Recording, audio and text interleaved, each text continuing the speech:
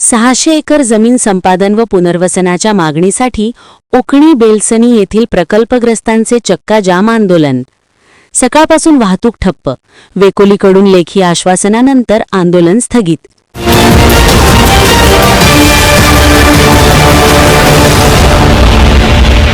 यवतमाळ जिल्ह्याच्या वणी तालुक्यातील उकणी बेलसनी येथील कोळसा खाण प्रकल्पग्रस्त शेतकरी संघर्ष समितीच्या वतीने 600 एकर जमीन संपादन, पुनर्वसन व रोजगाराच्या मागण्यांसाठी दिनांक 21 ला वणी घुगुस मार्गावर बेलोरा चेकपोस्टवर चक्काजाम आंदोलन करण्यात आले।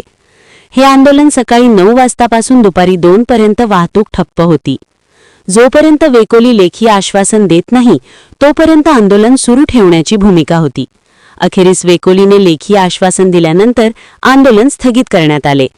या आंदोलनाला काँग्रेस नेते संजय खाडे यांनी भेट दिली व आंदोलनकर्त्यांना न्याय मिळावा यासाठी वेकोली अधिकाऱ्यांसोबत चर्चा केली। यावेळी वाहतूक बंदमुळे शेकडो वाहने रस्त्यावर उभी राहिली। शिरपूर पोलीस स्टेशनचे ठाणेदार मनवर यांनी चोख बंदोबस्त ठेवला होता। यावेळी आंदोलनकर्त्या मोठ्या संख्येने उपस्थित होते।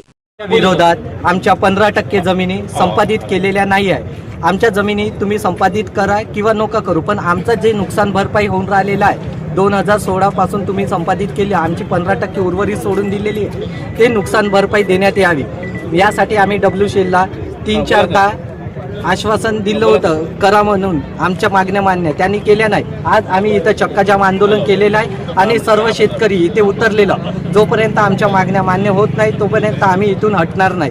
WCLनी लवकरात लवकर आमचा सकारात्मक तोडगा काढावा परमनंटली, नाही तर याच्यानंतर आम्ही जलसमाधी आंदोलन सर्व शेतकरी करणार आहोत। याला जिम्मेदार WCL आणि स्थानिक प्रशासन असेल।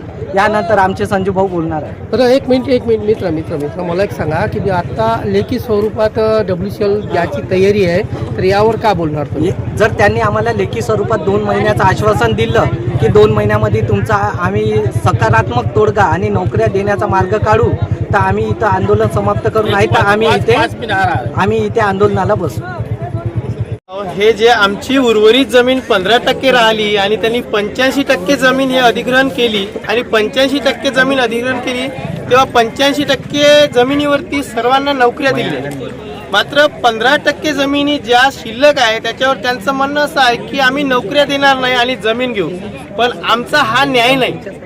आमच्यावर ते अन्याय करताय। आम्हाला ते 15% जमिनीवरही नोकऱ्या देणं त्यांना बंधनकारक राहील असं आम्ही त्यांच्याकडून लेखी घेणार आहोत।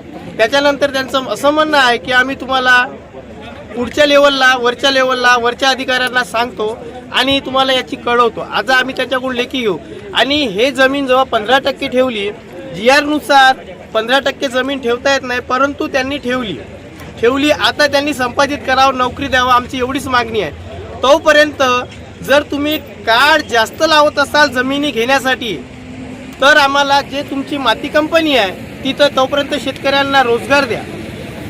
रोजगार दिल्यानंतर जे आजपर्यंतचं शेतकऱ्यांचं नुकसान झालं, जमीन 19 मध्ये गेली असेल तर जे हे 6 वर्षाचं नुकसान आहे त्यांनी प्रति हेक्टरी 5 लाख रुपये द्यायचं। आमची हे मागणी होती आणि बेरोजगारांना रोजगार होईल। शेतीमध्ये उत्पन्न होत नाही तर या मार्गाने तरी शेतकरी जगेल, यासाठी आम्ही हे सर्व प्रयत्न करतो। जर यांनी आज आश्वासन देऊन सोडून दिलं तरी हे चालणार नाही, कारण की पुढं आमचं आंदोलन पुन्हा सुरू राहीनच आणि आम्ही ते करू आंदोलन। त्यासाठी आमची एवढीच म्हणणं आहे यांना की तुम्ही सकारात्मक चर्चा करा आणि आम्हाला न्याय द्या। बोलो भारत माता की जय। कोळसा खाणग्रस्त प्रकल्पग्रस्त समिती उकणी व बेलसनी याच्या संयुक्त विद्यमाने शेतकरी संघर्ष समितीचं आंदोलन सुरू आहे।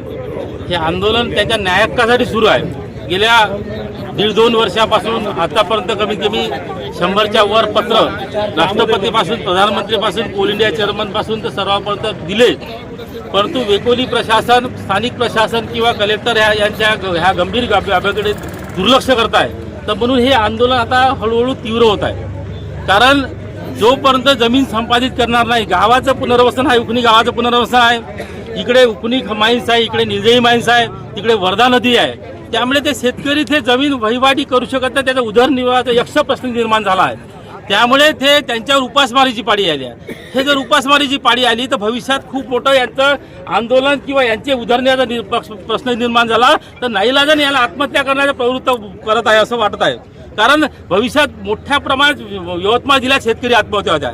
आता इकडे दरवर्षी पूर येते, नदीचा पूर येते, त्यामुळे दरवर्षी पहिलं क्रॉप चाललं जाते, नंतर मोठ्या प्रमाणात ढिगारे असल्यामुळे त्याचं सॉल्ट येत आहे, जमिनीची पोत ते कमीत कमी 50 ते 60% घसरली, उत्पादन होत नाही. तर जमीन तो वहिवाट करून सुद्धा फायदा नाही, नाईलाजाने ते 600 एकर जमीन शेतकऱ्याला टाकून द्यायला लागल.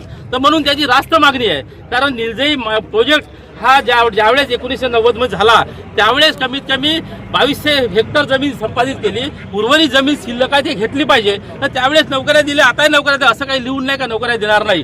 कारण RR पॉलिसीमध्ये नोकऱ्या इंडिकेट केल्या आहे, त्यांना स्थानिक याच्यामध्ये त्या इन्व्हॉल्व केल्या आहे, त्यामुळे नोकऱ्या देणं WCL कठीण नाही आहे. म्हणून याची रास्त मागणी आहे. आमची 600 एकर जमीन घ्या व आम्हाला नोकऱ्या द्या, उर्वरित पुनर्वसन करून टाका, तुम्हाला जे करायचं ते करा, माती टाका किंवा झाडं लावा, हे लावा, हे रास्त मागणी आहे. तर म्हणून हे रास्त मागणीसाठी हे आंदोलन सुरू आहे.